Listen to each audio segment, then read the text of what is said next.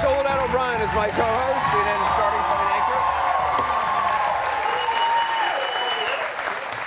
It's good to have you here today. Nice to be here. Thank you for having me. We got a big show today. We got an online alert about online photos. You know, everybody has photos online now. You're going to meet a woman whose photos were uploaded to a porn site, obviously without her knowledge. She actually then basically had, the police said there was nothing they could do. She actually had to become her own investigator. She tracked down the guy who did this. You're going to hear from her. It's a pretty amazing story. Also, a woman who's really in desperate need of help. You know, I think everybody knows somebody who's struggling with drugs or alcohol, whether it's somebody who's actually doing it or someone in their family. We have a woman who's in a very dire situation, is in need of an intervention. In fact, she was in jail less than 24 hours ago. She was arrested, just got out of jail.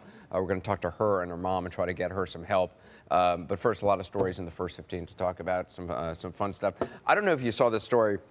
I am obsessed with, like, weird, stupid stories. There is a story. There's a chain of restaurants now in Taiwan called Modern Toilet, okay?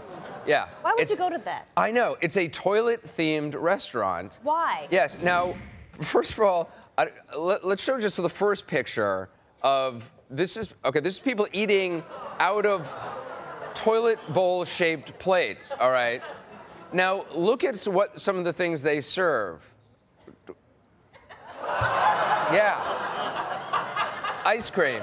It's their chocolate ice cream. That's their specialty out of the little mini toilet bowls. And the seats that people sit on are toilet bowls as well. Which don't look very comfortable. And if you look at the pictures from this restaurant, it's not all small children. Like my sons, right. They would think this is the greatest thing ever. It's hysterical. Anything that has to do with potty, whatever, they think is funny. But like there are grown-ups at this restaurant. And it's a chain of restaurants in Taiwan, apparently. It's not just like one. Makes no sense. Yeah. CKD on Twitter says, no way, where would you wash your hands? And the other person on Twitter, this mama tweet says, seriously, first answer, no way. Second answer, crap, why not?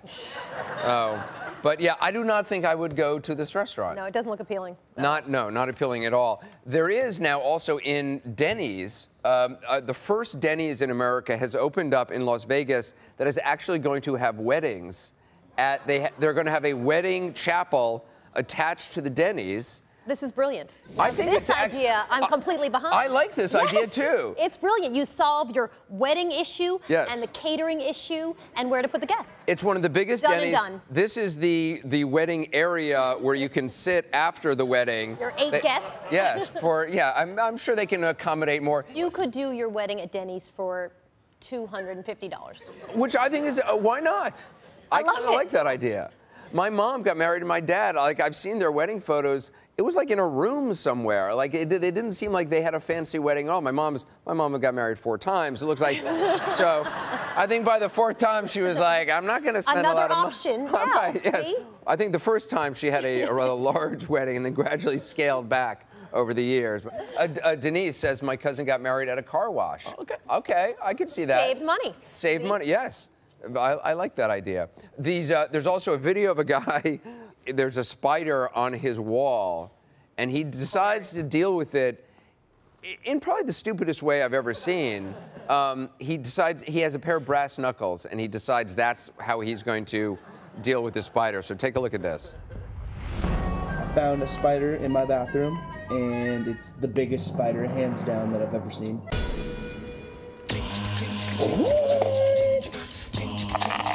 Brass nuts, dude?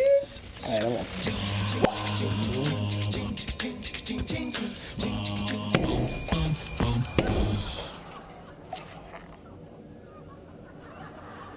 I messed up.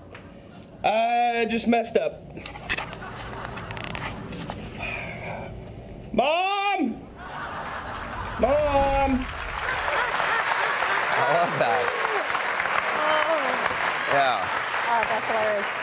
I'm not sure I believe that's real. Like the whole calling for mom thing, it seems too funny to me. Yeah, it seems a little like he's acting a little. But I love his solution, just slamming the thing in the wall. There's also, a couple of weeks ago on the show, we showed a picture of this great cat. It's this cat that looks, what's it called? Meow? Colonel Meow. Colonel Meow. And it's a cat that looks very angry. Do we have the picture of it? Yeah. Yeah. So Scary. yeah, it is scary. And we actually talked to the owner on the show, and she says that's the way the cat always looks.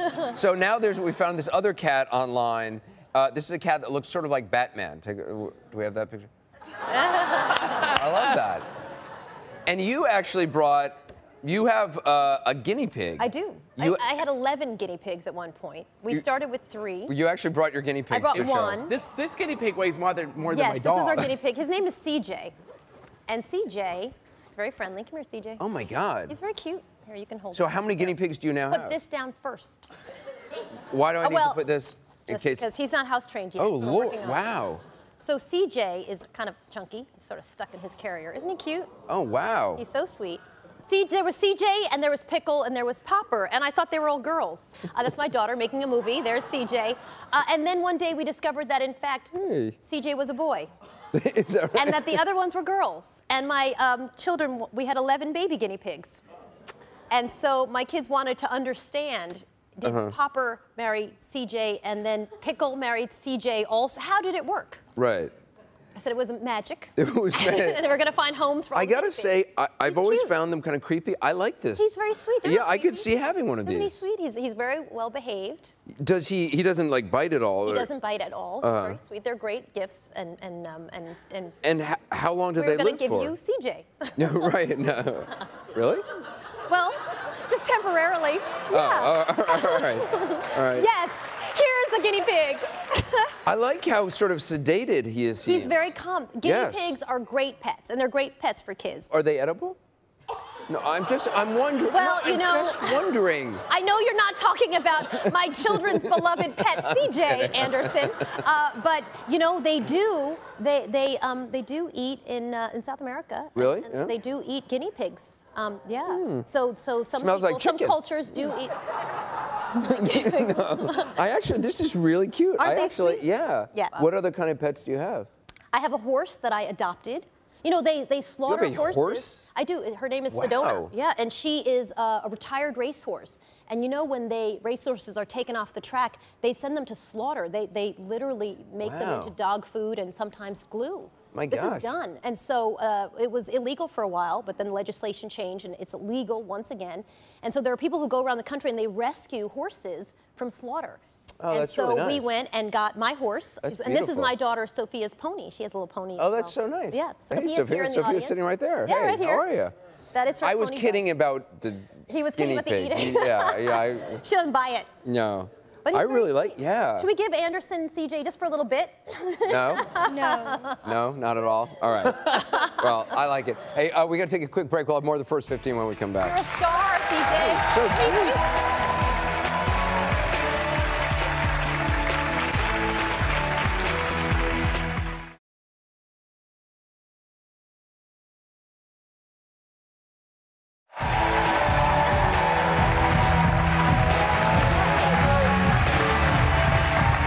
Welcome back. I'm here with Soledad O'Brien, my co-host for the day. Still dealing with the first 15. So on the show, we've done a lot recently on total unfair pricing that oftentimes products that women buy are more than the same exact product that men are charged. So like if a woman takes a white shirt to be dry cleaned, I know. it costs way more Yes. than a man's shirt to be dry Yes. cleaned. It's absolutely ridiculous. And this to me was a complete eye-opener. I had no idea. You clearly knew this. But now there's a whole bunch of products like razors for women. If it's a pink razor, it costs more Right. than a guy's razor, which makes no sense whatsoever. Not at all. It's So crazy. now all these companies are coming out with products specially designed for women. Because they can gouge us. Right, yes. So this came out a while ago, Bic pens for women, okay? And yeah, it's called Bic. It's a thin barrel designed to fit a woman's hand. Right. Long-lasting dependability and smooth writing. I mean, That's what I need. it's so ridiculous. And of course, you know, they're basically pink and sort of pastel colors. And I'm sure they probably cost more. I don't know what they cost. They cost more. They're more. Yeah, they cost more. So now I'm there's gonna try also one out. See if Almost it's different. double. as if like, you know, those regular well, pens are so difficult for my women to use. Goodness, that's smooth. Is that smooth? Yes. Oh my gosh. So there's also now there's Chick beer, which is, I guess, a beer marketed for women. oh, I can't, as a man, I find it difficult to drink. But as a woman, I'm finding it quite tasty and so smooth and pink. Yeah. I really like pink. So the latest thing is there's now a car marketed for women. I hope it's pink. Of course it's pink.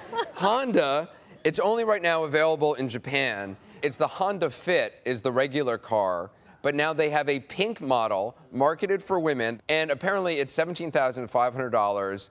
The windscreen is designed to block harmful UV rays. Ah. So it helps drivers stay wrinkle-free, because God knows men don't care about UV rays, and men want skin cancer and wrinkles.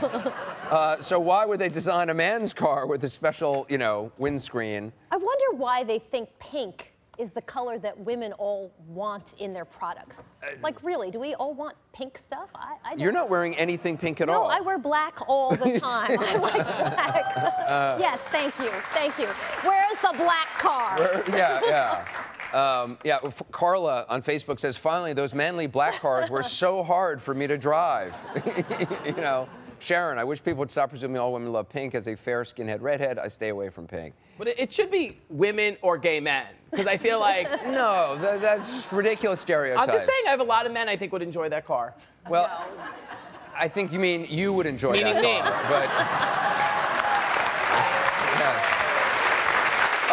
You did another in the Black in America series. Yeah, it's for our CNN. fifth. We wrapped up our fifth Black in America. Which I love, and there was one particular segment that you did, and we have a clip from it, about some African-American kids are growing up believing that darker skin is somehow unattractive and lighter skin is not. I want to show this clip and then talk about it. Let's watch. LaShante, tell me about that. Why the teacher didn't call on her? Because she's ugly and black. LaShante is 7 years old, and her mother is certain that her little girl is already getting the message dark skin is bad. Why do you think it's ugly? Because I don't want to be dark. You don't want to be dark? I don't want to be light skinned. Why? Because light skin is pretty. I just found that amazing. So painful, isn't it? I mean, Yeah. she's 7 years old. Our documentary, Black in America 5, is about colorism. It's about discrimination of people based on the color and shade of their skin. And so we take a look at different people who are grappling sort of with this issue, who are a range of skin colors, young women who are trying to figure out how to identify. And this little girl who's at 7 years old already is internalizing messages that she's clearly getting, that somehow, because she's a dark-skinned, adorable little girl, that somehow she's not pretty. I mean, it's heartbreaking. The question, of course, becomes how do you change that? How do you counteract that if at 7, these are messages that kids are already getting, and probably getting in ways that are incredibly subtle that a lot of parents don't even pick up on? Yeah, you know, it's sometimes not subtle. In the documentary, we talked to a professor who measures opportunity or lack of opportunity based on skin tone, and it is shown that people of darker skin tones have less opportunity when it comes to jobs. Women have less opportunity when it comes to marriage. These are studies that prove that there is this difference. It's very hurtful, it's very painful, and this documentary was, it was tough to do. It's hard for folks, I think, to have these conversations because they're very uncomfortable and people often don't want to talk about this. And you and I did for CNN together this experiment, which is based on the famous doll experiment. And I mean, kids, incredibly young kids, you would show them pictures of dolls with different various skin tones. And the judgments that they made about who's the good kid and who's the bad kid, even though the pictures were identical except for the skin color of the person involved, I just found it stunning. Yeah, and I think the age made it worse, right? We weren't talking about kids who were 13 or 15 or 21-year-olds. You're talking about 7-year-olds who are already really clearly internalizing a lot of these messages. So I think for a little girl like that, she needs to have, and there exists, thank God, lots of role models who can say, this vision that you have, this color skin is great. These women are successful, they're wonderful, they're smart, and they love you, and you are great too, and you are a beautiful child. I think it's a really important message. And I think it's a message everybody who's in the media needs to reiterate over and over and over again in ways large and small. So I'm so glad you did this documentary. It was really good. Yeah. We got to take another quick break. When we come back, an Anderson Live alert, we're going to speak to a woman who tracked down the man allegedly responsible for posting naked photos of her on an adult website online. We'll be right back.